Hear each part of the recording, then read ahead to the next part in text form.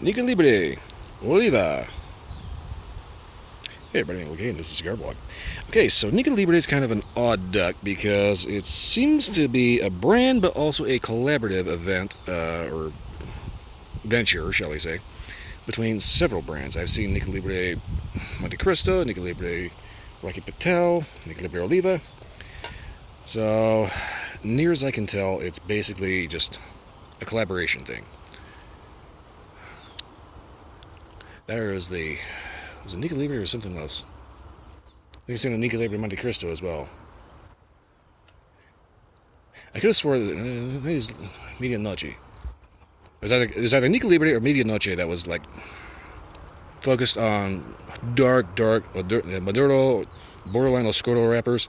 But I think Nica Libre is its own company that ends up collaborating with other companies like Oliva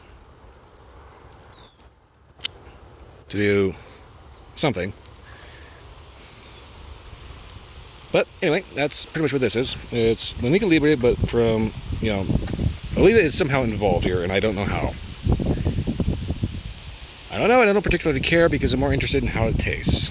But, Oliva and both Nica Libre are excellent brands, so hopefully any kind of weirdness that happens will be pretty effectively my fault, as opposed to something wanky with the actual cigar.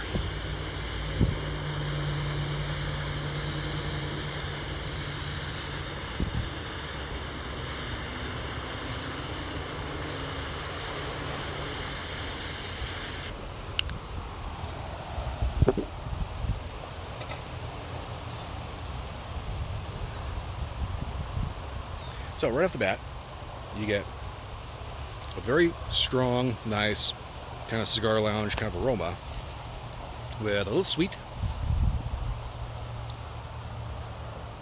I want to say very much clean tobacco, kind of coffee, slight cocoa maybe. I am getting bitten to death by the damn bugs in this damn field.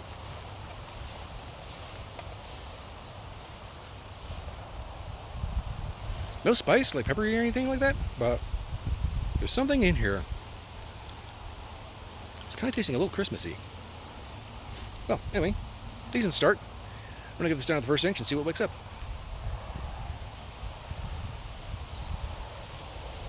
I might get rained on. Okay, about an inch in. In the tunnel, and it is really not that bitter in here.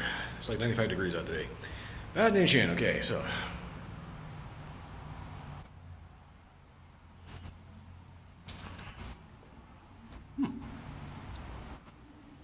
So far, kind of reminded me of a decent ale. Not really getting anything too particularly stand out. There's just like some vague notes. I think this is one of those cigars that's like really going to end up building as you go.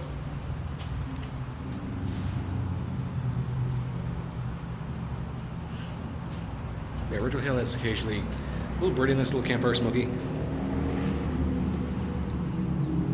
The mouth is basically just a more intense version of that.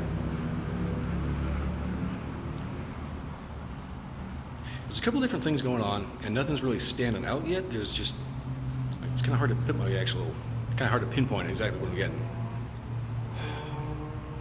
Well, anyway, I'm gonna try to figure out where the halfway point is on this, and see about getting this down, see if anything wakes up and stands out and kind of takes center stage.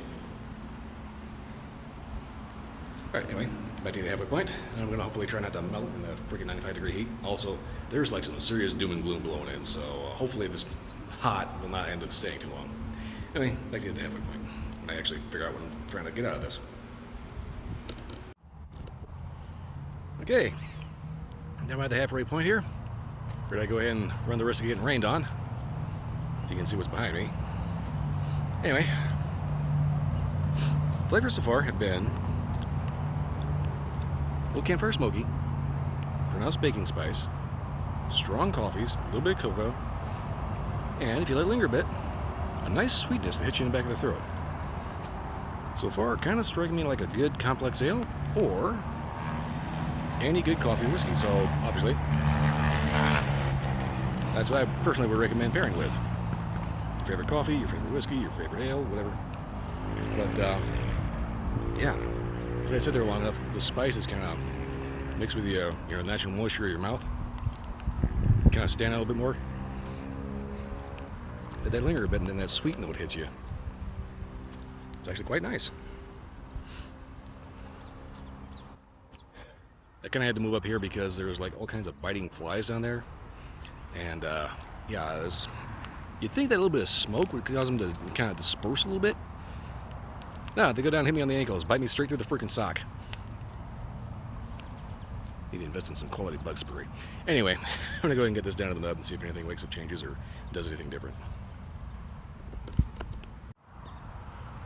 Okay, coming up with the nub here. Flavors have been pretty consistent. You got good coffee, good cocoa, a little bit of baking spice, touch of sweet to get you in the back. Overall, good cigar. Now this relates to other Nica Libres or other Olivas. It's a little bit beyond the scope of this video. But pair this with good ale, good whiskey, good coffee. Be set for a good afternoon. For the price isn't too dear, definitely check them out. Okay, so something I've been noticing. There's a lot of people that's been starting to use motorized scooters. As in like your typical, like when you're 5 years old, you get you get that little scooter, you step on the thing, you push off with your foot. Except these have an electric motor that all you have to do is stand on it and it goes. I get it that they're nice and they're convenient, but there's just something about that seems a little antithetical to the whole point of why you're doing a scooter. I mean, not that it's particularly a piece of cardio equipment, but that's just why. Is it really that hard to just push off?